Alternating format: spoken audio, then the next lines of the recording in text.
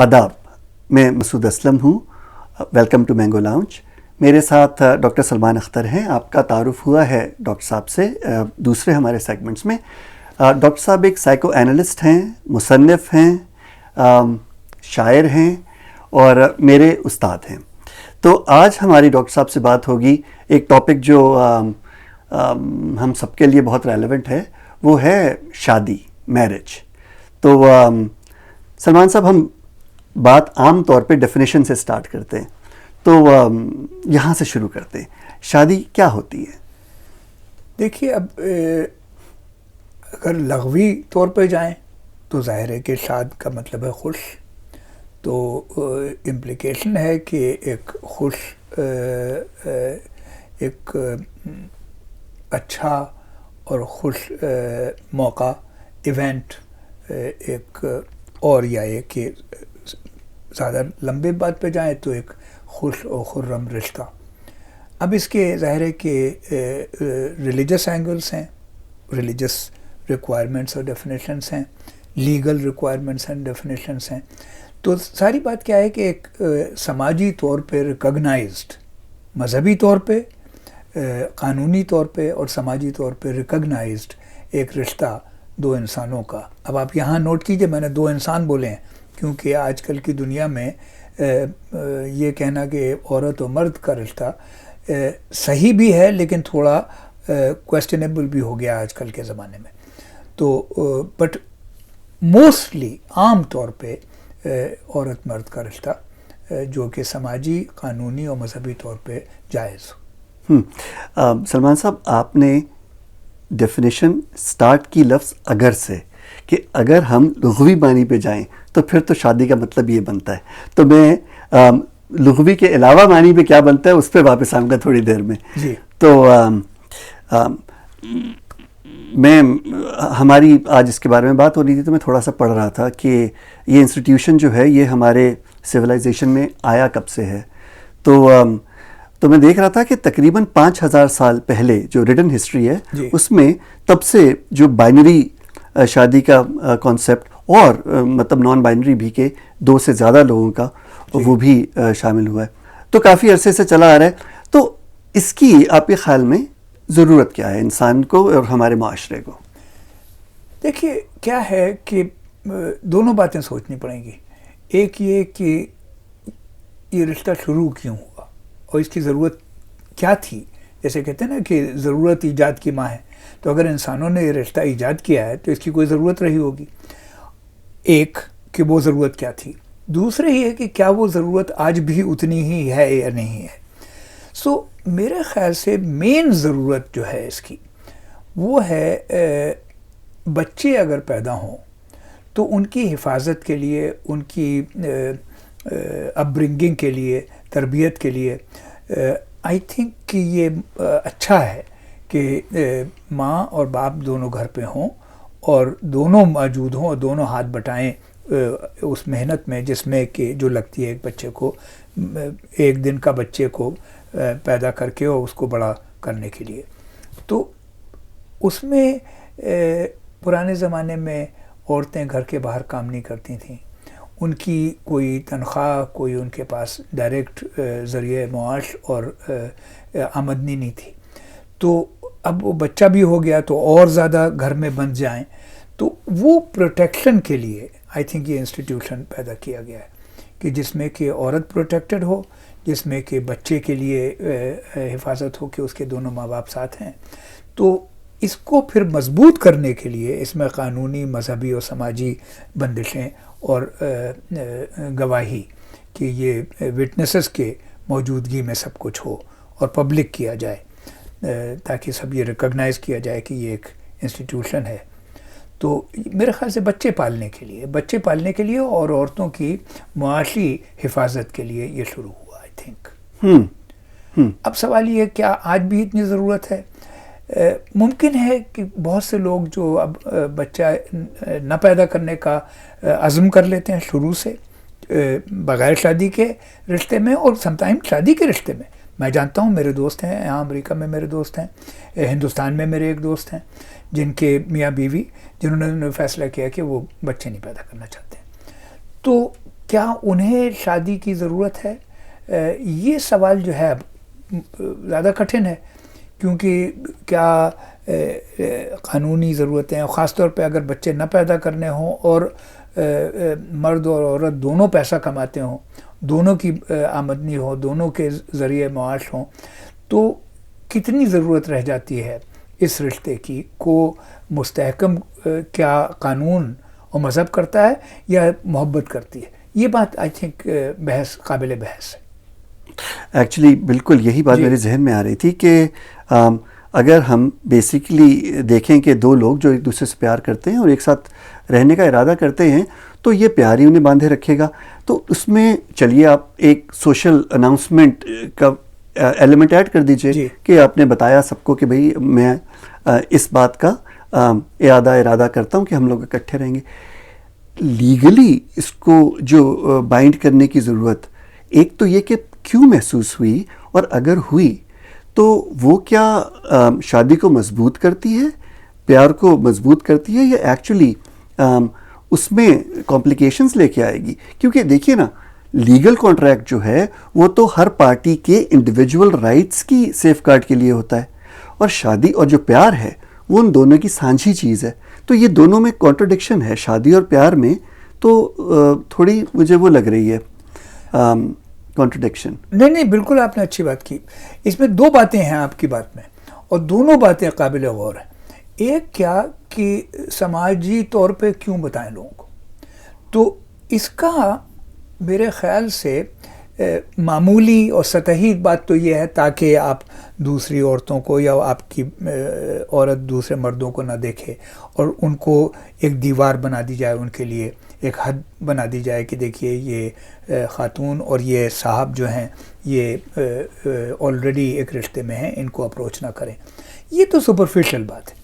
I think इसके पीछे एक बहुत गहरी बात भी है कि रिश्ता जो है, चलिए फ़िलहाल आसानी के तौर पे हम मर्द औरत की ही बात करते हैं, मर्द औरत वो एक्सेप्शनल और रीसेंट और दूसरी सोसाइटीज़ की बातें हैं, तो उनको फ़िलहाल छोड़ देते हैं। कि क्या है कि औरत मर्द का रिश्ता जो है वो दो चीज़ों से गहरा होता है। एक गहरा होता है उनके दरमियान जो उल्फत, मोहब्बत, खुलूस, दोस्ती, सेक्स और रोज़ाना के रहने का एक दूसरे का ख्याल, और ये सब जो उनके निजी मामलात हैं और प्राइवेट मामलात हैं एक दूसरे से शेयर करने के, उससे वो रिश्ता मजबूत होता है। वो बातें जो आप अपनी बीवी को बताते हैं या मैं अपनी बीवी को बताऊं या मेरी बीवी मुझे बताएं या आपकी बीवी आपको बताएं, वो बातें दूसरों के सुनने की नहीं है। इससे रिश्ता मजबूत होता है कि कुछ बातें सिर्फ आप अपनी बीवी से कह सकते हैं, कुछ आपकी बीवी सिर्फ आपसे कह सकती है, तो नतीजे के तौर पे वो बातें और लोगों के लिए नहीं है। इससे एक रिश्ते में खुसूसियत पैदा होती है, ये एक ज़रूरी है। लेकिन एक और चीज़ भी ज़रूरी है, वो ये कि समाज के लोगों की नज़र आप पे पड़े और आपकी बीवी पे पड़े, तो उन्हें आप दिखाई दें कि ये दोनों एक लोग हैं, कि जिसको बोलते हैं कि the gaze of the group also strengthens the coupleship. इसमें एक मिसाल ये है कि जिसे हम कहते हैं अंडा, तो वो एक अंडा आम तौर पे लोग समझते हैं कि अंडे का मतलब है कि जो उसमें जर्द होता है और जो सफ़ेद होता है अंदर, और बाकी को बोलते हैं अंडे का छिलका। अंग्रेज़ी में भी ये इस्तिलाह है एग्स शेल। ये निहायत फजूल और गलत बात है। अगर मैं होता अंडे का छिलका तो मैं तो बहुत बुरा मानता इसका, कि अंडे का छिलका नहीं हूँ मैं भी अंडा हूँ। तो अंडा दो चीज़ों से नहीं बनता है, येलो से और वाइट से और जर्द और सफ़ेद से। अंडा तीन चीज़ों का है, जर्द, सफ़ेद और छिलका, ये तीनों चीज़ों को मिला के अंडा है। तो उसी तरह से कपल जो है, एक मियाँ बीवी का जो रिश्ता है वो मियाँ बीवी की गहराई से ही नहीं बनता है और प्राइवेसी से, वो ग्रुप की गेज से भी, कि दुनिया जब आपको देखे तो आप कहे ये डॉक्टर असलम है, ये उनकी बेगम है मिसेस असलम। और बल्कि पार्टी में भी आप दूर दूर भी खड़े हों तो ऐसे मुड़ के देखते हैं, कहते हैं ऐसे उन्होंने सर हिलाया वहाँ से।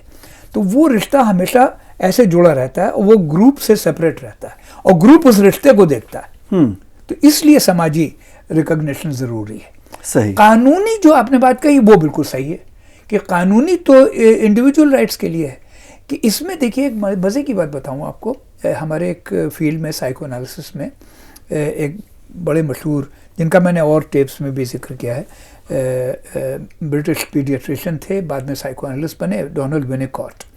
तो डोनाल्ड विनिकॉट साहब का एक जुमला है कि हर घर, जैसे ये मेरा घर है जहाँ आप बैठे हुए हैं, हर घर बहुत से जज्बाती काम करता है और बहुत सी हमको सपोर्ट देता है हमारे इमोशंस को, जो हमें पता नहीं होते हैं, लेकिन वो पता उस दिन चलते हैं जब वो हम घर टूट जाता है या उस घर को हम छोड़ते हैं, तब पता चलता है कि इस घर में ने हमें क्या क्या दे रखा था रोज़ाना। उसी तरह से शादी का भी ये कानूनी चीज़ें इसलिए हैं, जब शादी टूटे, शादी रहने के लिए कोई कानून की ज़रूरत नहीं है, को बरकरार रखने के लिए किसी गवर्नमेंट की और हुकूमत की ज़रूरत नहीं है, शादी टूटने के लिए कानून ज़रूरी है। सो ये भी एक अजीब बात है। तो आई थिंक कि शादी को मेंटेन करने के लिए दोनों में मोहब्बत और दोनों की प्राइवेसी, जिसमें सेक्सुअल प्राइवेसी, जिसमें domestic privacy, economic privacy, conversational privacy, ये सारी प्राइवेसीज़ और ग्रुप की गेज, ये तो मजबूत करती हैं शादी को। और कानून जो है वो कोने में बैठा हुआ है कि अगर ये टूटेगी शादी तो फिर क्या होगा। अब मैं वापस आता हूँ शादी का लफ्ज़ पे जो बात हुई थी कि शाद का मतलब है तो खुश, लेकिन देखिए मसूद साहब, आप भी डॉक्टर हैं और साइकियाट्रिस्ट हैं और दुनिया देखे हुए हैं, इमिग्रेंट हैं, दुनिया देखी है आपने, आप भी जानते हैं और मैं भी जानता हूँ। मैं कहने वाला था आपकी भी थोड़ी उम्र हो गई है, लेकिन मैंने उसको जो है रद्द कर दिया। ज़रा नवाजी होती है अगर आप कहते तो ये भी आपको भी पता है कि जितनी शादियां हैं वो सब शाद नहीं हैं। आम तौर पे शादियां जो हैं टूटी फूटी हैं और अक्सर शादियां ना शादी का सबब भी हैं। तो सलमान साहब, अपने शादी के लिए स्पाउस का इंतखाब जो है उसमें क्या चीज़ें देखनी चाहिए? देखिए, सबसे पहली बात यह है, हमारे यहाँ फिलाडेल्फिया में ही, जहाँ आप भी हैं क़ुर्ब में, एक साइकियाट्रिस्ट थे, उनका नाम था कैल्विन कोलोरूसो, इटालियन अमेरिकन, अब वो रहते हैं सैन डिएगो में। उन्होंने एक बड़ा अच्छा फ्रेज़ बनाया है जिसका नाम है आइडियल स्पाउस रिप्रेजेंटेशन। कि वो कहते हैं कि जब तक हम पहुँचते हैं 20 साल की उम्र, 21 साल की उम्र में, तो हम लोगों के दिलों में, लड़कियों के और लड़कों के, अब मैं यहाँ मर्द औरत नहीं बोल रहा हूँ, लड़के लड़की, लड़के लड़कियों के दिलों में ये होता है कि हमारा मियाँ ऐसा होगा और ऐसा होना चाहिए, या हमारी बीवी ऐसी होनी चाहिए और ऐसी होगी। वो एक आइडियल स्पाउस रिप्रेजेंटेशन है जिसमें कि हमने अच्छी अच्छी चीज़ें अपने माँ से, बाप से, अपने चचा चाची से, अपने स्कूल टीचर से, अपने फिल्मी हीरो से, शायरी के हीरो से जमा करके एक नहायत उम्दा, कैंची से काट के एक नहायत उम्दा कोलाज बना लिया है। उसको हमने तावीज़ के तौर पे पहन रखा है और उसको हम, वो चीज़ हम ढूंढना चाहते हैं। वो चीज़ दुनिया में एग्जिस्ट नहीं करती है, ख्याल में एग्जिस्ट करती है, दुनिया में एग्जिस्ट नहीं करती है। उसके करीब हमें एक चीज़ मिलती है जो हमारा पहला इश्क होता है, और पहला इश्क हमेशा बहुत स्वीट होता है और पहला इश्क हमेशा टूटता है और टूटना चाहिए, क्योंकि पहला इश्क बहुत क्लोज होता है वो बचपन की बनाई हुई तस्वीरों के करीब, उसमें कुछ गलत बातें भी होती हैं, तो नतीजे के तौर पे वो इश्क हल्के हल्के टूट ही जाता है, हालांकि वो सबसे स्वीट होता है। कुछ लोग वो आइडियल स्पाउस रिप्रेजेंटेशन, मीनिंग कि बेहतरीन बीवी कैसी होगी या बेहतरीन मियाँ कैसा होगा, वो छोड़ नहीं पाते हैं वो तावीज़ को, तो वो भटकते रहते हैं और कभी खुश नहीं होते। होना क्या चाहिए कि आदमी को थोड़ा बहुत अक़ल से और दुनिया के तजुर्बे से सीखना चाहिए कि मिस राइट या मिस्टर राइट एग्जिस्ट नहीं करता है कोई। सही। मिस राइट इनफ और मिस्टर राइट इनफ काफ़ी है, कि इतनी मोहब्बत होनी चाहिए कि बार बार अच्छी मोहब्बत जाग पड़े और मिल जाए। बाकी जिससे भी आप शादी करेंगे कुछ ना कुछ तकलीफ़ें आपको भी होंगी, कुछ ना कुछ तकलीफ़ें उससे भी होंगी। अब इसमें एक और सवाल पैदा हो जाता है जो कि है अरेंज्ड मैरिज का और सो कॉल्ड लव मैरिज का। तो अब इसमें आम तौर पे वेस्टर्न मुल्कों में, मगरबी ममालिक में और अमेरिका में ख़ास तौर पे, जहाँ पे थोड़ी कल्चर के बारे में, दूसरे कल्चरों के बारे में जाहिल भी हैं लोग, तो ये हमेशा रिफ्लेक्सिवली, इमीडिएटली ख्याल होता है लोगों को कि अरेंज मैरिज जो है वो समहाउ इन्फीरियर है लव मैरिज से। मैं इस बात से मुत्तफ़िक़ नहीं हूँ। मैं समझता हूँ कि अरेंज मैरिज भी अच्छी हो सकती है, लव मैरिज भी अच्छी हो सकती है। अरेंज मैरिज भी ख़राब हो सकती है, लव मैरिज भी ख़राब हो सकती है। इसमें डिपेंड करता है कि कितनी अरेंज्ड है, क्योंकि अब अरेंज वो पुराने ज़माने की अरेंज अब नहीं होती हैं कि आपसे, के फादर ने आपसे कहा मसूद मैं तुम्हारी शादी, ये लड़की है नजमा जो रहती है इसमें कंदहार में, उससे मैंने तुम्हारी शादी तय कर दी है और परसों तुम्हारी शादी होगी और तुम्हारी उम्र है कोई 16 साल और लड़की की उम्र है 13 साल, उम्र पे बाद में चलेंगे। जिस लड़की को आपने ज़िंदगी में कभी देखा ही नहीं है और जिस लड़की ने आपको कभी नहीं देखा है और जो इतनी दूर रहती है, तो वहाँ पे उसका सब कल्चर, रहन सहन रोज़ाना का और रोज़मर्रा मुख्तलिफ है आपके ख़ानदान से। आप रहते हैं लाहौर में, वो रहती है कंदहार में। तो नतीजे के तौर पे इस तरह की शादियाँ अब हो गई हैं कम, ज़रूर होंगी छोटे शहरों में, गाँव में अभी भी। अब जो अरेंज्ड मैरिज हैं, ख़ास तौर पे हिंदुस्तान में तो, और मेरे ख्याल से पाकिस्तान में भी होंगी, कि जो भी अरेंज्ड मैरिज भी है वो भी फुल्ली अरेंज नहीं है। उसमें यह है कि माँ बाप कहते हैं भाई देखो ये लड़कियां मैंने देखी हैं और हमारे ख़ानदान में या हमारे दोस्तों के बेटियां हैं, उन्होंने, या बेटा है फला फला, तो उन्होंने कहा है ऐसा, तो तुम अगर देख लो, मिल लो, अगर तुम्हें पसंद हो तो हम कुछ बात करें। तो लोग मिल भी लेते हैं एक दो बार, एक रेस्टोरेंट में जाके खाना भी खा लेते हैं, पिक्चर भी देख लेते हैं, 1-2 घंटे बातें भी कर लेते हैं, कभी कभी महीनों बातें कर सकते हैं। तो नतीजे के तौर पे उतनी अरेंज भी नहीं होती अब। और इसमें कोई हर्ज नहीं है अगर माँ बाप जो बच्चे को जानते हैं और समझते हैं कि कम से कम ये तो हो कि खाना, ज़बान, सोशल स्टेटस, माशी स्टेटस, ये सब बराबर हो, तालीम, तो इसमें इतनी कोई बुरी बात नहीं है और इसमें शादी अच्छी भी हो सकती है अगर उसमें थोड़ी चॉइस रही है और थोड़ा एक्सपीरियंस एक दूसरे का हुआ है। लव मैरिज गलत भी हो सकती है। आप हिंदी फिल्मों की तरह, बॉलीवुड फिल्मों की तरह, आपने एक लड़की को देखा, उस पर आशिक हो गए और उससे आपने कहा आप शादी करेंगे, और उसने कहा हाँ ठीक है मुझे भी तुमसे मोहब्बत है, शादी कर लो। पर चला आप जानते थे उस लड़की को 15 दिन, लेकिन आपने इश्क में शादी की माँ बाप की मर्जी के खिलाफ, तो ये तो कोई अच्छी बात नहीं है। तो लव मैरिज भी पागलपन हो सकती है और अरेंज मैरिज भी गलत हो सकती है। लव मैरिज भी अच्छी हो सकती है, अरेंज मैरिज भी अच्छी हो सकती है। तो कोई इसमें थोड़ा सा किस्मत का हाल भी है, हाथ भी है, ये भी रखना चाहिए थोड़ा सा। 10-15%, 20-30%, इतना तो रखना चाहिए। 10-15% तो किस्मत का हाल भी है और फिर मेहनत भी है इसमें, क्योंकि आपको अपने आप को भी ठीक करना पड़ेगा और थोड़ा मोल्ड करना पड़ेगा। एक पुरानी हिंदुस्तानी फिल्म थी, ये रास्ते हैं प्यार के, उसमें डायलॉग था, मोतीलाल नाम का एक एक्टर था, कोर्ट केस में, उसने कहा था कि ऑमलेट बनाने के लिए 2 अंडों को तोड़ना ज़रूरी है। तो वही शादी में भी है कि अब आप, ये तो नहीं है कि शादी करें आप कहें मैं बिल्कुल वही रहूँगा जो था, और आपकी बीवी कहे मैं बिल्कुल नहीं बदलूंगी। ये सब जो है बच्चों की आइडियलाइज्ड बातें हैं, दोनों को थोड़ा थोड़ा बदलना पड़ता है।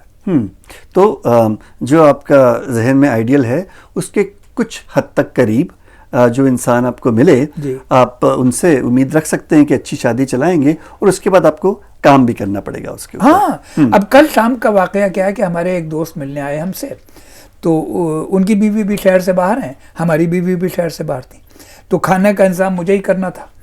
तो जब मैंने खाने का बताया फ़ोन पे अपनी बेगम साहब को मेनू, तो उन्होंने कहा इसमें सैलड तो है ही नहीं। तो अब उस कहती नहीं सैलड सर्व करना ज़रूरी, तुम फ़ौरन लेके आओ। तो नतीजे के तौर पे मैं सैलड लेने गया और सैलड लेके आया।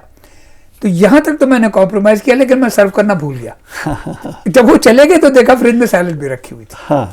लेकिन गया तो लेके तो आया। तो ये सब तो करना पड़ता है। सही। हाँ। अच्छा, जो चलिए हम इस पे आते हैं कि एक कामयाब शादी हम किसे कहेंगे फिर? अगर काम भी करना पड़ता है जी। हर शादी में, तो हम कब हम समझें कि हमारी शादी कामयाब है? अगर आपको एक सबसे बड़ी चीज़ हर इंसान को चाहिए, सेफ्टी। अगर आपको सेफ्टी का एहसास है कि मैं इस औरत को या इस आदमी को कुछ भी बता सकता हूँ और जो है मैं सेफ ही रहूँगा और ये मजबूत है रिश्ता, आई थिंक वो बहुत बड़ी चीज़ है, वो बहुत बड़ी चीज़ है। और दूसरे क्या कि देखिए, सेक्स एक मज़े की चीज़ है, ज़रूरी चीज़ है, इनएविटेबल चीज़ है, फितरत का या कुदरत का हिस्सा है, लेकिन sex is not the binding force. Sex is something that creates some glue and brings people together, लेकिन सबसे बड़ा जो बाइंडिंग फोर्स है वो है गुफ्तगू और मेमोरीज, कॉन्वर्जेशन एंड मेमोरी, कि एक दूसरे से रोज़ाना की गुफ्तगू और हल्के हल्के एक कलेक्शन ऑफ मेमोरी, कि एक बड़ा जार है जिसमें आपने मेमोरीज फेंक देते हैं आप, म्यूचुअल मेमोरीज। जैसे फ़र्ज़ के लिए कि मैं अकेला जाऊं पेरिस और वापस आऊं, अब मैं अपनी बीवी से या अपने दोस्तों से कह सकता हूं, बीवी से कह सकता हूं मैं पेरिस गया, बड़ा इंटरेस्टिंग शहर था, फला फला, सुनेगी बेचारी, कहेगी हाँ ठीक है। लेकिन फ़र्ज़ कर लीजिए हम दोनों साथ पेरिस जाएं, अब हम वापस आ गए, अब 5 साल भी गुजर जाएं तो कहते हैं यू नो ये जो लिटिल छोटा सा डिब्बा हम लोगों ने पेरिस से ख़रीदा था ना, हाँ याद है हम लोग जब जा रहे थे तो ऐसे मुड़े थे, वहाँ पे छोटी सी नहीं, वहाँ नहीं थी दुकान, ये दुकान वहाँ थी। अब पता चला एक गुफ्तगू का टॉपिक बन गया, एक याददाश्त का एक ज़ख़ीरा है। तो याददाश्त का ज़ख़ीरा और गुफ्तगू, ये दो चीज़ें एक सेफ एटमॉस्फेयर में, ये आई थिंक शादी के बड़े तोहफे हैं। उसके साथ साथ ज़ाहिर है कि बच्चों का ख्याल और एक दूसरे का ख्याल, जिस्मानी तौर पे सेहत और बीमारी के दौरान, और एक दूसरे को एनकरेज करना। जैसे मेरा एक शेर है गज़ल में कि तुमको मजबूत जो पाएं तो करें 100 नाज, तुमको मजबूत जो पाएं तो करें 100 नाज, और तुमको कमज़ोर जो पाएं तो सहारे हो जाएं।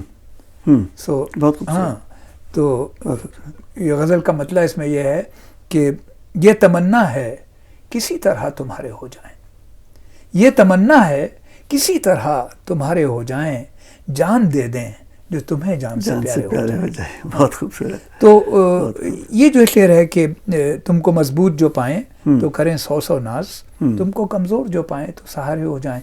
तो दोनों एक दूसरे की को बड़ा करने की कोशिश करें, दोनों एक दूसरे को मजबूत बनाने की कोशिश करें, उनकी मजबूतियों पे नाज करें और तारीफ़ करें, और कमज़ोरियों में मदद करें।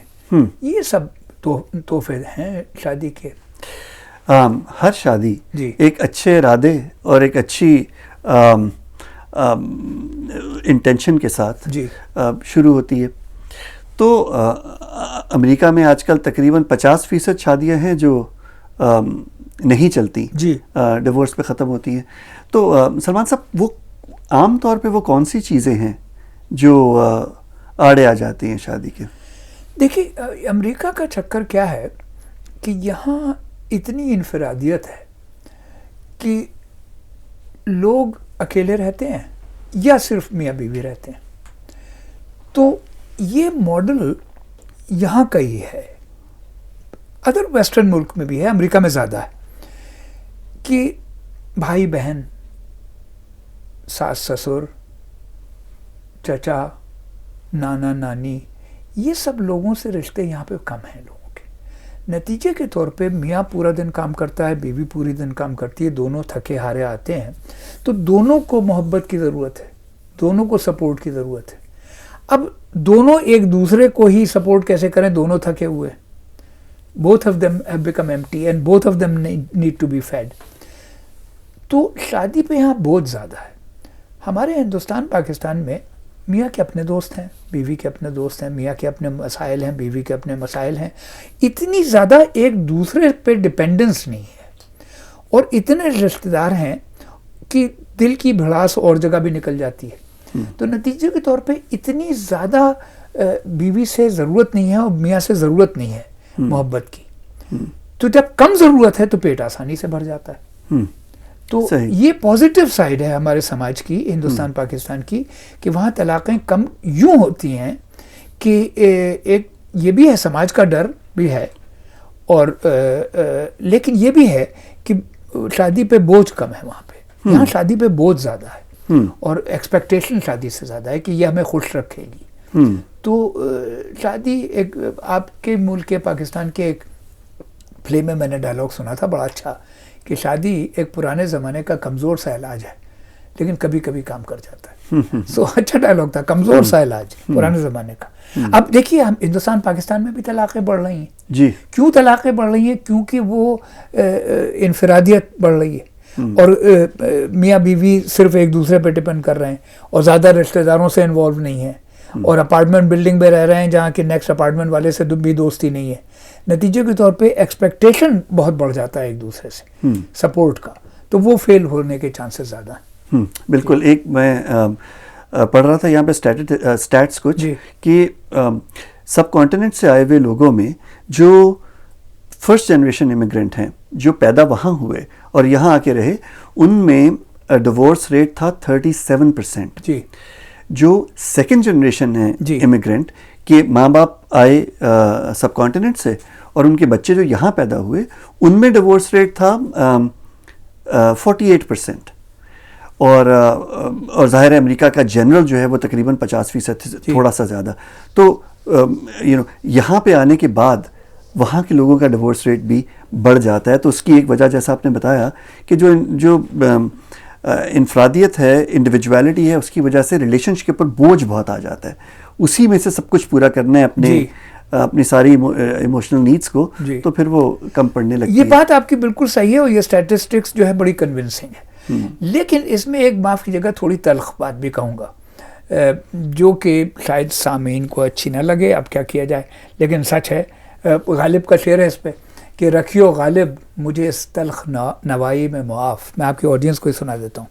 रखियो गालिब मुझे इस तल्ख नवाई में मुआफ़, आज कुछ दर्द मेरे दिल में सिवा होता है। सो इसमें तल्ख बात क्या है कि ये जो पहली जनरेशन के इमिग्रेंट है, जिनमें आपने बताया कि तलाक का रेट 37% है और जहाँ जो पैदा हुए उनमें ऑलमोस्ट 50% के करीब पहुँच रहा है और अमेरिकन रेट के करीब पहुँच रहा है। तो इसमें एक वजह तो वो है जो हमने आपने बात की है, इन लोगों में एक्सपेक्टेशन ज़्यादा है शादी से। लेकिन एक और वजह भी है जो कि थोड़ी डार्क है और थोड़ी तल्ख है, वो ये कि एक्स्ट्रा मैरिटल अफेयर, अडल्ट्री, जिसका उर्दू में भी कोई लफ्ज़ होगा, मुझे इस वक्त जहन में नहीं आ रहा है। आपको पता है उर्दू में क्या कहते हैं? नहीं, जहन में नहीं आ कुछ रहा। होगा। हाँ। तो जो भी अफेयर है वो यंगर जनरेशन में कम है, वो ओल्डर जनरेशन में ज़्यादा है। कि शादियाँ यहाँ पे अक्सर हमारी आपकी, आप तो हमसे मुझसे छोटे हैं बहुत, हमारी उम्र के लोगों में शादियाँ इसलिए भी स्टेबल रही हैं कि ये लोग छुप छुप के अफेयर करते हैं, जो कि हमारे बच्चे अफेयर नहीं करते। वो कहते, वो छोड़ देते हैं फौरन। वो ये चोरी, जैसे मैं आपको बताऊँ, यहाँ पे मैं ज़्यादा वाकिफ़ हूँ हिंदुस्तानी लोगों से। पाकिस्तानी भी मेरे दोस्त हैं, आप हैं, नदीम साहब हैं, तो लेकिन ज़्यादा दोस्त मेरे हिंदुस्तानी हैं। वो जैसा कि होना ही चाहिए था, वहीं से आया था मैं, वही मेरा वतन है। मैंने ये देखा है, पाकिस्तानियों के बारे में नहीं कह सकता मैं, हिंदुस्तानियों के बारे में वसूख से कह सकता हूँ कि जितने हमारी उम्र के कोहॉर्ट ग्रुप था, अगर मैं उसमें 10 या 15 कपल को जानता हूँ अच्छी तरह से, 15 कपल में कम से कम 6-7 वर हैविंग अफेयर्स, जबकि 15 अमेरिकन कपल में सिर्फ एक। अमेरिकन, ये एक्स्ट्रा मैरिटल अफेयर अमेरिकन चीज़ नहीं है, एक्स्ट्रा मैरिटल हमारे मुल्क की चीज़ है, क्योंकि शादी बरकरार रखना चाहते हैं, तो इसलिए छुप के कुछ और करते हैं। तो ये भी एक तल्ख बात है। सलमान साहब, हम एक हमारी वीडियो थी, बल्कि 2 थी, एक उस पे प्यार पे, ऑन लव, और एक थी माफ़ी पे। अच्छा, इन दोनों के जो कमेंट्स आए उनमें एक चीज़ काफ़ी सारे लोगों ने पूछी, वो ये थी कि अगर चीटिंग करे शादी में दोनों स्पाउसेस में से कोई, तो फिर उसको कैसे कैसे हैंडल किया जाए, कैसे हील किया जाए, कैसे हैंडल किया जाए उसको, उसका असर क्या होगा शादी पे? देखिए, इसको एक तो जेनेरिक लेवल पे और एक स्पेसिफिक लेवल पे बोलना चाहिए कि हमारी आपकी दोस्ती है, मैं आपके साथ कोई ऐसी बदतमीजी कर दूं जिससे आपको बहुत तकलीफ पहुंचे, अब इसको कैसे ठीक करेंगे? इसको ठीक करने के 3 ही तरीके हैं। एक कि मैं पहले तो ये एतराफ़ करूं कि मैंने ऐसा काम किया, दूसरे मैं माफ़ी मांगूं कि मैं आपसे माफ़ी का ख्वास्तगार हूँ, तीसरे मैं आपसे वादा करूं कि मैं ये कभी नहीं करूँगा, चौथे मैं सज़ा का मुस्तहिक़ भी हूँ और सज़ा को बर्दाश्त करने की मुझ में सलाहियत भी होनी चाहिए कि अगर आप कुछ मुझसे बदला भी लेना चाहते हैं तो उसको मैं फिर इज्ज़ो इनकिसार से बर्दाश्त करूं, और पांचवें वक्त गुजरे जिससे कि वक्त के गुजरने से आपको पता चले कि अगर अब मैंने ये वादा किया है तो अब मैं कैसा आगे कैसे चला। तो किसी भी बुरे काम की माफ़ी एक दिन में तो नहीं हो सकती। मैं आपके साथ बहुत बुरी बदतमीजी कर दूं आज, तो आज ही माफ़ी मांग लूं मैं और आज ही आपसे एक्सपेक्ट करूं आज ही माफ़ कर देंगे, ये कैसे हो सकता है? आपको तकलीफ पहुंचाई है, आपको जख्म दिया है, आपका खून बह रहा है, हल्के हल्के रुकेगा भाई, और फिर आप देखेंगे कि मैं काबिल भरोसा काबिल एतबार इंसान हूँ या नहीं हूँ। जो मैं आज कह रहा हूँ मैं कभी ऐसा नहीं करूँगा, करूँगा तो वक्त फ्यूचर में है, तो फ्यूचर तो आपको देखना है, आप जज हैं ना, आप मुनसिफ तो आप हैं आप। सो नतीजे के तौर पे अब इसी बात को शादी में बेईमानी और बीवी को या मियाँ को धोखा देने पे कि पहले तो एतराफ़ किया जाए कि हाँ मैंने ऐसा काम किया, दूसरे माफ़ी मांगी जाए, तीसरे ये अहद किया जाए कि ऐसा कभी नहीं होगा, चौथे ये ना आप समझें कि आपने माफ़ी मांग ली बीवी से या बीवी ने माफ़ी मांग ली मियाँ से तो इसका मतलब है अब बिल्कुल ठीक हो गया सब कुछ मामला। No no no no no no no, it is going to take a lot of time during which आपको सफ़र करना पड़ेगा उसकी अपने स्पाउस की बेइतनाई को और सर्द महरी को। वो आपने ये तो इस पे क्या अच्छा शेर है, देखिए हिमायत अली शायर का, कि हैरान ना हो ये जहर है अपनी ही किश्त का, हैरान ना हो ये जहर है अपनी ही किश्त का, एक रिश्ता सांप से भी है बाग़े बहिश्त का। तो जब when you do evil then you have to pay, you know, and that is part of the relationship now. So ये जो आपने सांप डाला है रिश्ते में तो इसका तो जहर बर्दाश्त करना पड़ेगा और उसमें फिर वक्त लगेगा। तो ये सारी बातें हैं, तो वही शादी के में बेईमानी की बात है। फिर दूसरे ये है कि बेईमानी कितनी बार, अब एक बार माफ कर सकता आदमी, 2 बार माफ कर सकता है, ये थोड़ी है कि 3 बार या 4 बार या 5 बार माफ कर रहा है। और फिर ये कि कितनी बड़ी बेईमानी, ग्रेडेशंस भी तो होते हैं ना। आपने किसी अजनबी के साथ जाके किसी होटल में मुल्क से बाहर एक रात आपने सेक्स कर लिया कि जिस पे देखिए शेर कितना कम वक्त याद आया कि जुल्फ़ें सीना नाफ कमर एक नदी में कितने भंवर। खैर तो ये हुआ। अब ये माफ़ी एक अलग चीज़ है बजाय इसके कि आपने बीवी की बेहतरीन दोस्त के साथ पिछले 3 साल से आप छुप छुप के मिल रहे हैं, वो एक अलग चीज़ है। तराजू में भी तो देखा जाएगा ना। एक रात का accidental out of country sexual encounter is a different thing than an ongoing affair with somebody that's who is her friend. So वो तो बहुत बड़ी चोट है। So उसमें फिर कितनी माफ़ी, कितनी सज़ा, कितना वक्त, ये सब तो बदलेगा। अच्छा, इसी से लेकिन एतराफ़, माफ़ी, सज़ा, वक्त, सब चीज़ें चाहिए। और फिर कि वक्त उसमें कितना लगेगा और कितना कुछ सहना पड़ेगा, ये डिपेंड करता है कि चोट कितनी बड़ी, आपने जुर्म कितना बड़ा। जैसे कि भाई आप खून कर सकते हैं एक इंसान का, आपने प्लान करके खून किया तो जाएंगे आप 30 साल के लिए, आपने गुस्से में आके खून कर दिया तो 10 साल के लिए, अगर गलती से खून कर दिया तो 4 साल के लिए। सही, बिल्कुल सही।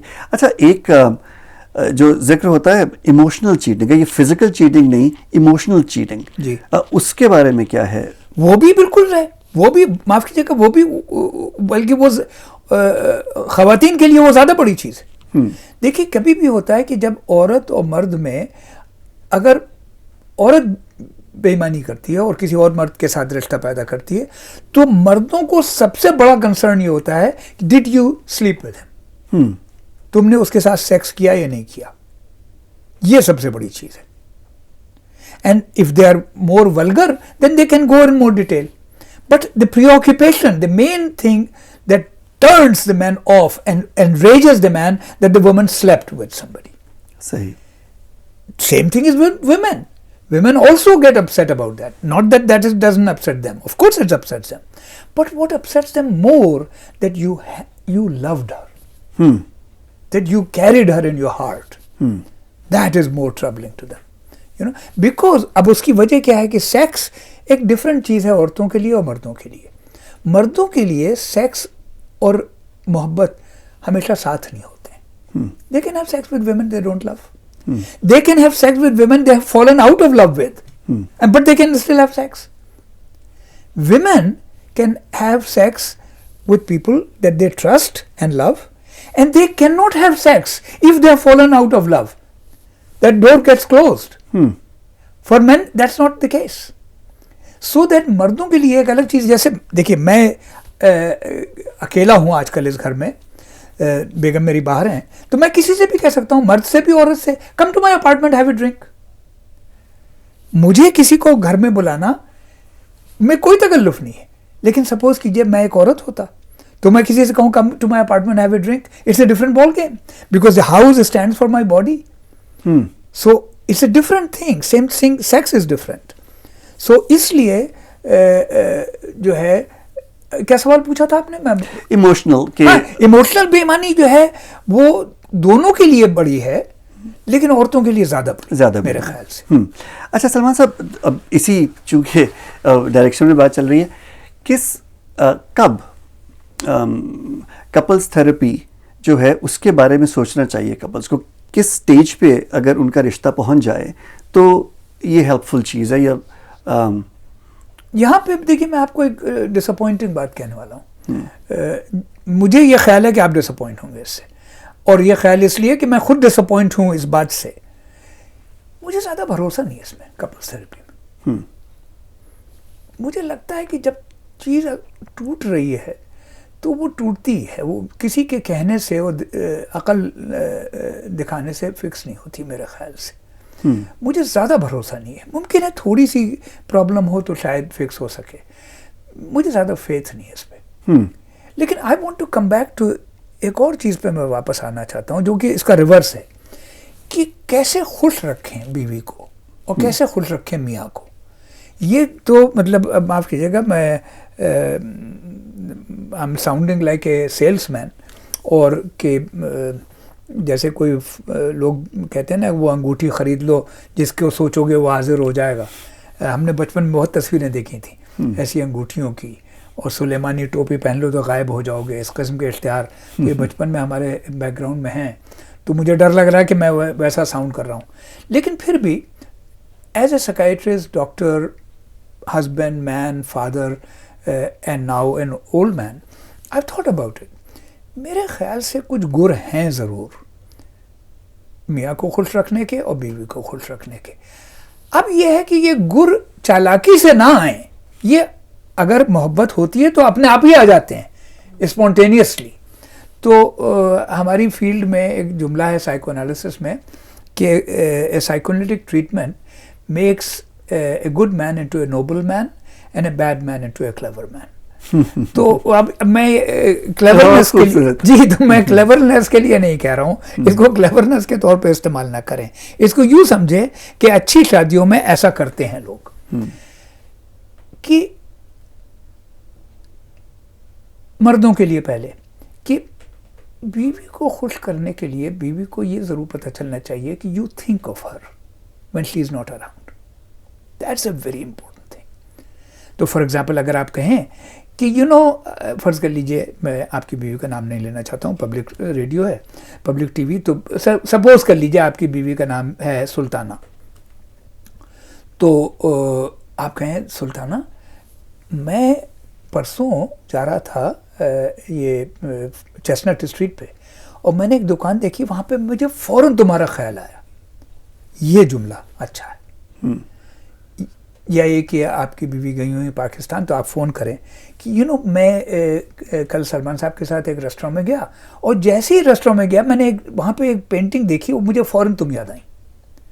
जहन में मौजूदगी, ये बहुत बड़ी बात है एक बीवी को खुश करने के लिए। दूसरी खुश करने की बात यह है कि दूसरी औरतों को ना देखें, खुदा के वास्ते, कि ये ना हो कि आप महफिल में बैठे हैं और इधर भी देखा उधर भी देख रहे हैं, तो ये बहुत ख़तरनाक काम है, ये ना करें। 2, तीसरा कि ये ना सोचें कि आपकी शादी को हो गए 5 साल या 8 साल या 10 साल या 15 साल, तो अब ये कहना ज़रूरी नहीं है बीवी से कि I love you and you look very pretty, कितनी अच्छी लग रही हो तुम, कि ये सोचें ये तो हो कह दिया था जब पहले। नहीं, this should be on going. तो ये तो 3 बातें हैं, लेकिन ये कि मैं ऑडियंस से रिक्वेस्ट करता हूँ, ये मैं चालाकी के लिए नहीं बता रहा हूँ, ये अच्छी शादी में ऑटोमेटिकली पैदा होती हैं। उसी तरह से औरतों के लिए है, औरतों के लिए एक कि मर्दों की उनके दोस्तों के सामने तारीफ करें, ये बहुत बड़ी चीज़ है, ये बहुत बड़ी चीज़ है। चाहे वो मर्द कहीं भी नहीं ये तो एग्जैजरेट कर रही हैं, लेकिन खुश बड़े होते हैं। आप कहें देखिए कि मसूद जो है ना, मसूद काम के बहुत मेहनती हैं और बहुत ही दयानतदार और रिलायबल आदमी है। तो अब मसूद कहेंगे नहीं ये तो मेरी बेगम जो है सुल्ताना ऐसे मजाक उड़ा रही हैं और एग्जैजरेट करती हैं, लेकिन खुश बड़े होंगे, बाद में कार में बताएंगे। तो एक दोस्तों के सामने, अकेले में तारीफ मर्दों का कुछ पसंद नहीं है, दोस्तों के सामने ये बहुत बड़ा गुर है। दूसरा है कि कुछ सच धज के रहें, क्योंकि मर्दों की कमजोरी है उनकी आंखें, विजुअल एनिमल्स हैं मर्द। तो नतीजे के तौर पे कि कुछ सच धज के रहना भी अच्छा है मर्दों के लिए। तीसरा है कि सेक्स को इनिशिएट करना, क्योंकि कहीं ना कहीं हर मर्द के दिल में जितना भी मैच्योर हो जाए, कहीं ना कहीं 2 प्रॉब्लम्स हमेशा रहते हैं सेक्स के बारे में, चाहे वो इतने हो चाहे वो इतने हो। एक कि ये गलत चीज़ है, ये गंदी चीज़ है, ये गलत चीज़ है। दूसरा कि ये सिर्फ मुझे ही चाहिए है, सिर्फ मेरी गरज है ये दोनों शक इस बात से कम हो जाते हैं, जिससे बहुत रिलीफ मिलती है। तो ये 3 गुर हैं। लेकिन ये कि जाहिर है कि ये यहाँ पे एक मोहतरमा है जिनका नाम है जूडिथ वॉलरस्टीन। उन्होंने एक स्टडी की है जो कि रेयर स्टडी है, सोफिस्टिकेटेड, अच्छी। कमज़ोरी उसमें ये है कि सिर्फ गोरे लोग हैं जो सब्जेक्ट हैं स्टडी के, कि अच्छी शादी क्या होती है। और 30 साल का फॉलोअप है उसमें, कि जो लोग खुश हैं और कहते हैं कि हम तो बड़े खुश हैं मियाँ बीवी, तो उसमें उन्होंने देखा है 3 चीज़ें। एक कि वैल्यू सिस्टम, एक कि शराफत क्या है, कमीनापन क्या है, नेक कौन है, बद कौन है, अच्छा आदमी कौन है, बुरा आदमी कौन है, क्या ट्रंप अच्छा है या बाइडन अच्छा है, ठीक है ना। तो अच्छा आदमी कौन है और अच्छी चीज़ क्या है, अच्छा रास्ता ज़िंदगी का क्या है, ये कॉमन हो। सबसे बड़ी बात उन्होंने देखी, इससे शादी मुस्तहकम होती है। दूसरे जो मैंने आपको अभी बात बताई, सेक्स इनिशिएशन एंड बीवी की तारीफ, ये और अच्छे कपड़े और पहनना और बीवी को बताना कि मुझे तुमसे मोहब्बत है और मैं बड़ा शुक्र करता हूँ कि तुम मेरी ज़िंदगी में हो और बड़ी अच्छी लग रही हो तुम, ये भूलना नहीं चाहिए। 2 और तीसरा जो है वो थोड़ा अमेरिकन है, कि अपने माँ बाप से ज़्यादा अपने बीवी बच्चों से मोहब्बत करना, या अपने माँ बाप से ज़्यादा अपने मियाँ और अपने बच्चों से मोहब्बत करना। सच है इसमें भी, यहाँ थोड़ा ज़्यादा है। तो ये सारी बातें हैं जो कि अच्छी शादी में ऑटोमेटिकली पैदा हो जाती हैं। सही।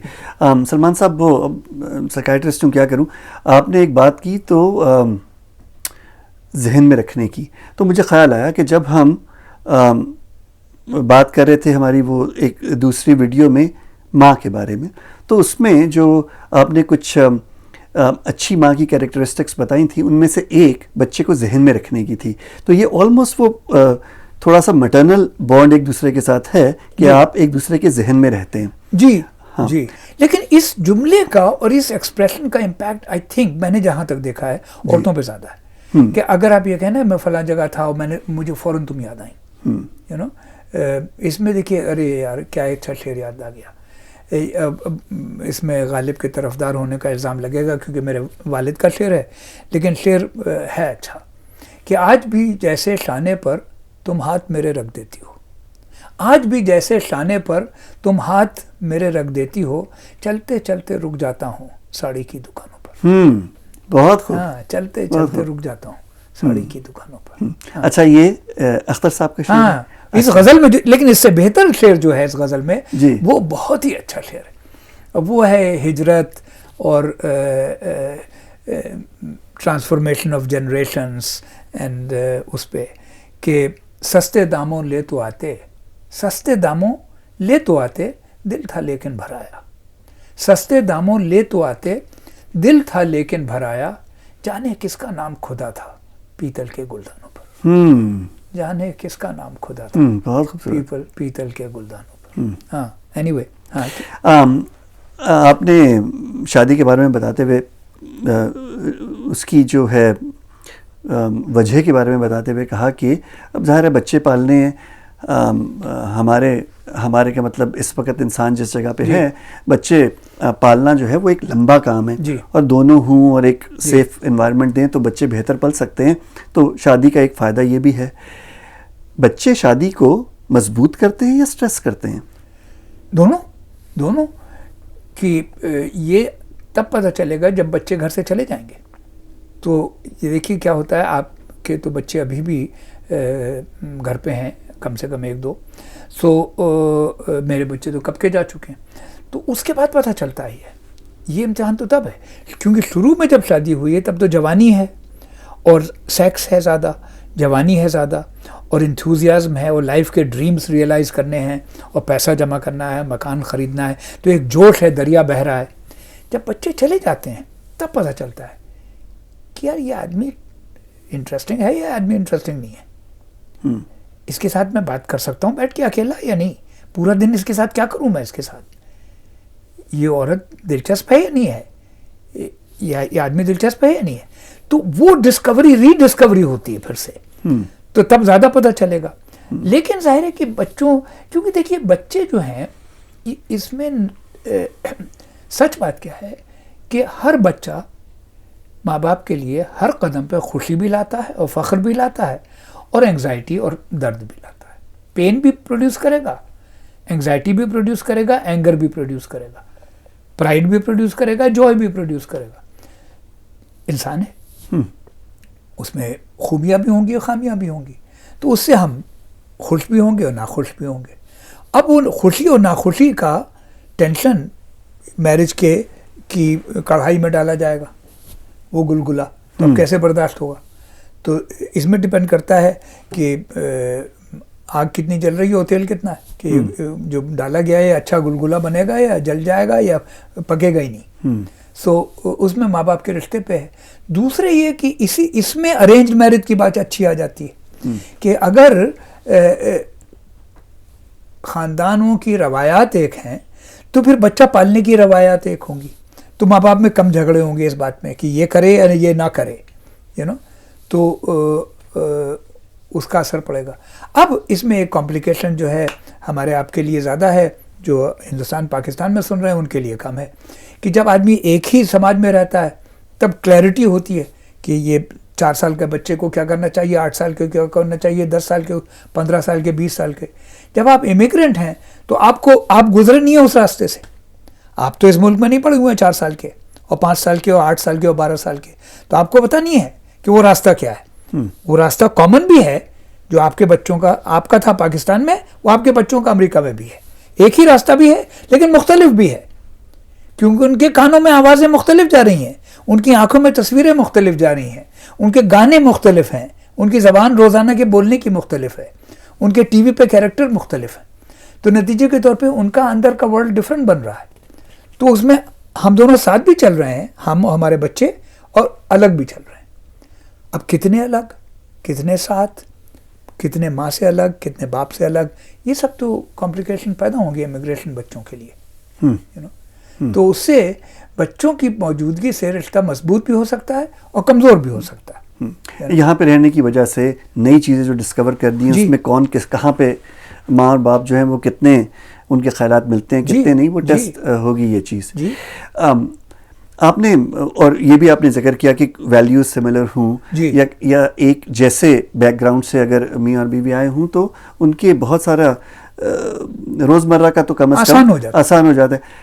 अच्छा, इसमें ये कहिए सलमान साहब के जो शादियां होती हैं अपने दूर अपने जैसे लोगों से, कि एक अमेरिकन है, एक हिंदुस्तानी या पाकिस्तानी है, मुख्तलिफ मज़हब के, अच्छा उसके बारे में आप क्या कहिएगा? देखिए, इसमें दो बातें सोचनी चाहिए। पहली बात यह कि इमेजिन कर लीजिए कि कोई मुसलमान आदमी है। अब वो मुसलमान आदमी ने शादी की एक हिंदू लड़की से, उसके बाद सपोज कीजिए तलाक हो गई, उसके बाद उसने दूसरी हिंदू लड़की से शादी की, फिर तलाक हो गई, अब उसे इश्क है एक और हिंदू लड़की से। या उल्टा कर लेते हैं, एक हिंदू आदमी है, उसने एक मुसलमान लड़की से शादी की, तलाक हुई, एक और मुसलमान लड़की से शादी की, तलाक हुई, एक और मुसलमान लड़की से शादी की, तलाक।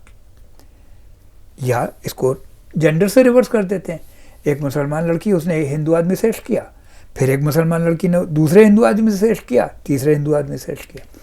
तो इसमें दो बातों का ख्याल रखना चाहिए।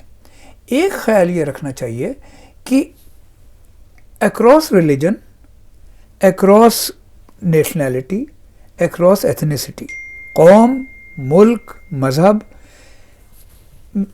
में के अक्रॉस सेक्स करना, मोहब्बत करना, शादी करना कोई गलत काम नहीं है मेरे ख्याल से। That is not a problem.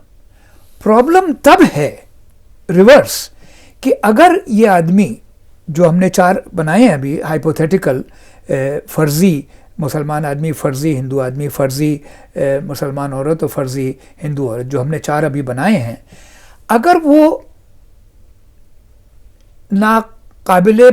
नाकाबिल हैं इसके कि अपने मज़हब में के आदमी से मोहब्बत कर सकें, सेक्स कर सकते हैं, शादी कर सकें, तब ये प्रॉब्लम है।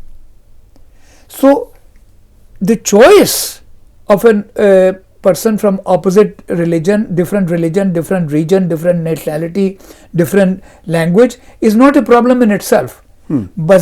बशर्ते कि ये मजबूरी ना हो, अंदर से ये हो कि हम ये भी कर सकते हैं और ये भी कर सकते हैं, लेकिन हम ये पसंद है, तब ठीक है।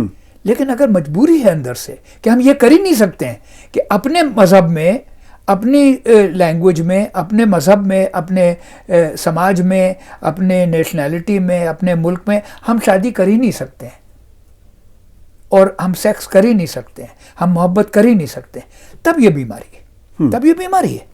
और ये मजबूरी आपकी अंदर की साइकोलॉजिकल रीजंस बना सकती है। उसका फिर इलाज होना चाहिए।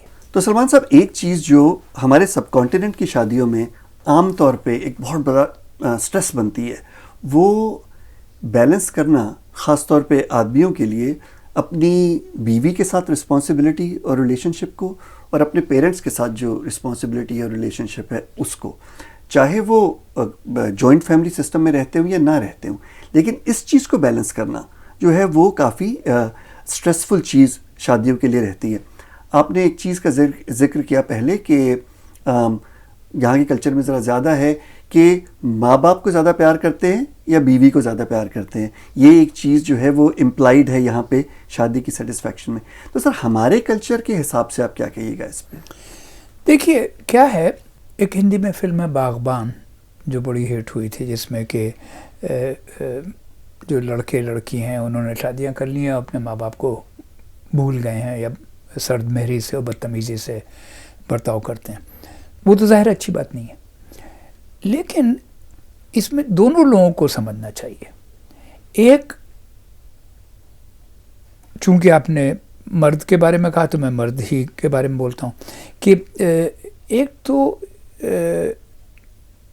मर्द को ये बात समझनी चाहिए कि मैं एक औरत का बेटा हूँ और एक औरत का मियाँ हूँ, मेरे दो रोल हैं। ये नहीं है कि या मैं एक औरत का बेटा हूं या मैं एक औरत का मियाँ हूं, मैं दोनों हूं। मैं अपनी माँ का बेटा भी हूं और अपनी बीवी का खावंद भी हूं। पहले तो ये समझना चाहिए कि इसमें चॉइस नहीं है, ये दोनों रोल हैं। जैसे आप ये कह सकते हैं मैं डॉक्टर भी हूँ और बाप भी हूँ। अब ये थोड़ी है कि आप डॉक्टर हैं तो बाप नहीं है और बाप हैं तो डॉक्टर नहीं है। उसी तरह से आप अपनी माँ के और बाप के बेटे भी हैं और अपनी बीवी के शौहर भी हैं और अपने बच्चों के बाप भी हैं।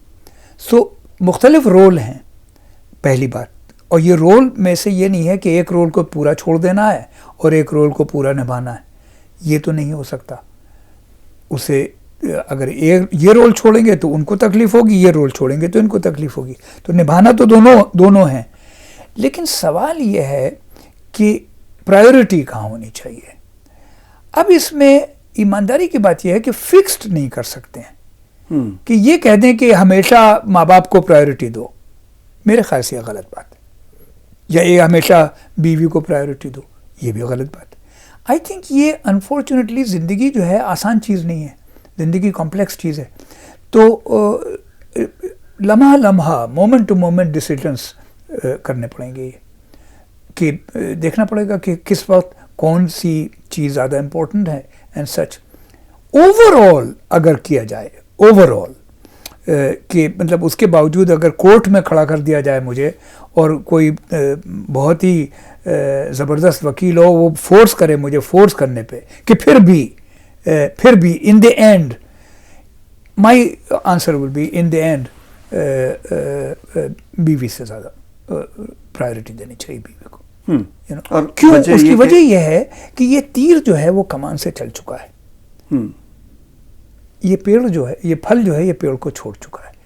आप अपने माँ बाप से अलग हो चुके हैं और यही कुदरत का कानून है। अब इसमें सिर्फ ये उस मर्द की जिम्मेदारियां नहीं हैं, इसमें उनके अम्मा अब्बा की भी जिम्मेदारी है। क्या? कि जाने दे बच्चे को कि तीर कमान कोई तीर को पकड़े थोड़ी बैठी रहेगी या पेड़ फल को पकड़े बैठा रहे। पेड़ की तो इज्जत इसी में है, खुशी इसी में है कि उसके फल दूसरे खाएं। इसी तरह से माँ बाप की इज्जत और खुशी इसी में है कि उसकी बीवी उनके बेटे को एंजॉय करे, उनकी बहू बेटे को एंजॉय करे। ये माँ बाप की इज्जत है। तो ये समझना चाहिए। ये सब बातें पुराने ज़माने की हैं, जबकि हम लोग खेतियों में रहते थे। तो खेती वेती करने के लिए लड़के का बूढ़े बाप को मदद करना ज़रूरी था। वो सब अब ज़माना चला गया, क्योंकि लेबर तो मोस्ट पीपल, हम लोग लेबरर्स नहीं हैं, तो हमें फिज़िकल हेल्प की इतनी ज़रूरत नहीं है। यू नो, और ज़रूरत पड़ेगी, बीमार हो जाएंगे तो डॉक्टर हैं, नर्सेज हैं, और बच्चे भी ऐसे बुरे नहीं हैं, बच्चे आके भी मदद करेंगे। लेकिन पूरा उन पे बैंक करना मुनासिब नहीं है मेरे ख्याल से। सही। अच्छा, लेकिन इसमें दोनों को समझना चाहिए, इस जनरेशन को और उस जनरेशन को। इस जनरेशन को, हाँ, माँ बाप को भी छोड़ना है बच्चों को, ये भी फर्ज है माँ बाप का। बल्कि जो शायद मैंने उस पहले टेप में कहा भी होगा कि जेरोम केगन नाम के एक साइकोलॉजिस्ट हैं, उन्होंने बताया है कि माँ बाप के फ़र्ज़ में 3 फ़र्ज़ हैं: hold on, let go and hang around. तो लेट गो भी एक काम है माँ बाप का। ये जो है बच्चों को कलेजे से लगाए रहना कोई अच्छी बात नहीं है। ये तो ऐसा हो जाए कि कोई कमान कहे मैं तीर को जाने नहीं दूंगी। सही। फिर सही। तीर का फायदा कमान क्या है कि? हाँ। सही। अच्छा, तो एक चीज़ मेरे जहन में आई थी, वो बातों के फ्लो में रह गई कि सही उम्र शादी करने की क्या है? सही उम्र क्या है, ये देखिए मुल्कों में डिफ़र करता है, ज़माने में डिफ़र करता है, डिपेंड करता है कि किन मुल्कों में, किन क्लाइमेट्स में कब प्यूबर्टी शुरू होती है, कब फिज़िकल रेडीनेस शुरू होती है। तो एक तो बात इसमें यह है कि ये कल्चर, समाज और जिस्म ये भी बदलते हैं थोड़े बहुत मुख्तलिफ़ जगहों पे और मुख्तलिफ़ हालात में, तो उस पर थोड़ा बहुत प्रिसाइज आंसर तो डिपेंड करेगा। लेकिन जो मेजर बात है कि एक फुल अडल्टहुड के अचीवमेंट के बाद होना चाहिए। फुल अडल्टहुड का अचीवमेंट आम तौर पे मेरे ख्याल से 24 साल तो हो जाते हैं, 23-24 साल तो लग ही जाते हैं आदमी को अडल्ट बनने में आम तौर पे। इसका मतलब क्या है कि फुल अडल्टहुड से मेरा मतलब यहाँ पे है कि एक जिस्मानी तौर पे मैचुरेशन प्रॉपर, दूसरा कि एक ज़िंदगी का रास्ता ढूंढ लिया हो और उस रास्ते पे चलना शुरू कर दिया हो। ये नहीं कि पहुंच गया हो, लेकिन रास्ता ढूंढ लिया है, मकसद ढूंढ लिया है, उस मकसद की तरफ चल रहा है इंसान। एक दूसरे जिस्मानी तौर पे तैयार है, और तीसरे कि जो एक इनफरादियत अपने अंदर पैदा कर चुका है, अपना आप, अपनापन और अपनी ज़िंदगी पे काबू और अपनी ज़िंदगी पे एक हक़, अपने जिस्म पे, अपने फ़ैसलों पर एक इक़्तिदार और उस पे एक फ़ख्र है। तो और ज़िम्मेदारी अपनी, कि अब मैं ज़िम्मेदार हूँ अपना, और मैं ज़िम्मेदार हूँ अपने कमाई का, अपने पैसे का, अपने कपड़ों का, अपने खाने का। तो एक ज़िम्मेदारी, एक आज़ादी, एक जिस्मानी मैच्योरिटी और एक ज़िंदगी का मकसद जब क्लियर हो जाए तो आदमी अडल्ट हो जाता है। सही। तो आई थिंक अडल्टहुड में शादी होनी चाहिए मिनिमम। तो अडल्टहुड आमतौर पे मेरे ख्याल से 24 वगैरह में शुरू होती है, अर्ली मिड 20s के बीच में, मिड 20s में आके होनी चाहिए जी। अच्छा, उससे पहले बच्चा कमज़ोर है और माइंड उतना मजबूत नहीं है, तो कॉन्सिक्वेंटली वो रिगर जो है वो फैसले गलत हैं, फैसले गलत करता है आदमी उससे पहले। और जो आप कह रहे हैं बिल्कुल सही कि रिगर नहीं है उतना, जो कि शादी एक तरफ से अगर आपके सर पे एक थाल रख दिया जाए जिसमें कि नहायत उम्दा हलवा हो और आपको लेके चलना है 2 मील, तो चाहे वो हलवा भी हो, लेकिन थोड़ी गर्दन में तो दर्द होगा। सही। तो यही है कि है उसमें हलावत बहुत, लेकिन उसमें काम भी है और सब्र तहम्मुल की उसमें ज़रूरत भी है। तो वो 21 साल 20 साल के बच्चे में कहाँ होती है, 19 साल के बच्चे में। बिल्कुल ठीक। लेकिन सलमान साहब, मिसाल आपकी जो है, एनालॉजी बहुत ज़बरदस्त थी, हलवे के थाल वाली जी, बहुत खूबसूरत। अच्छा, घर जाके बीवी से कह दीजिएगा। ये तो वो तो फूलों का आपने कहा होता तो मैं बीवी से कहता, हलवे जैसी भारी चीज़ कभी कह सकता।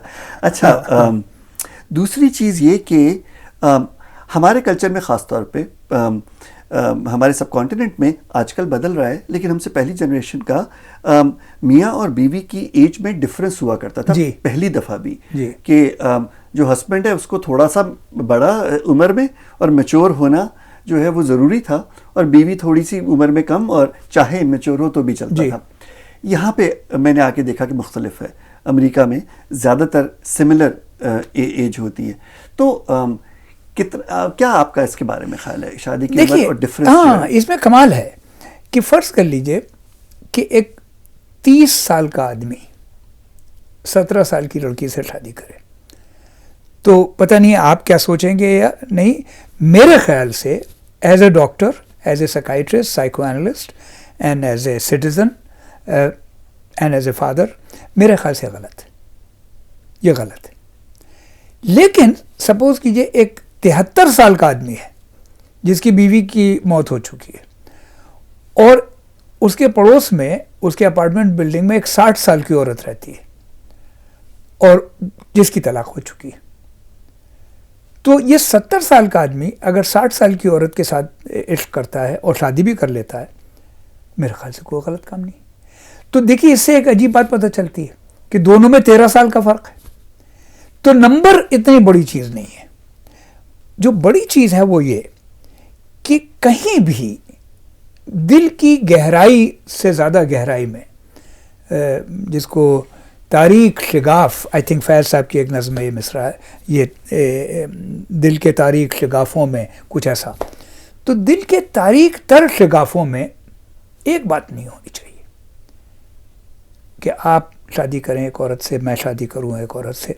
वो औरत हमारे दिल के तारीख शिगाफों तक ना तो हमारी माँ होनी चाहिए, ना हमारी बेटी होनी चाहिए।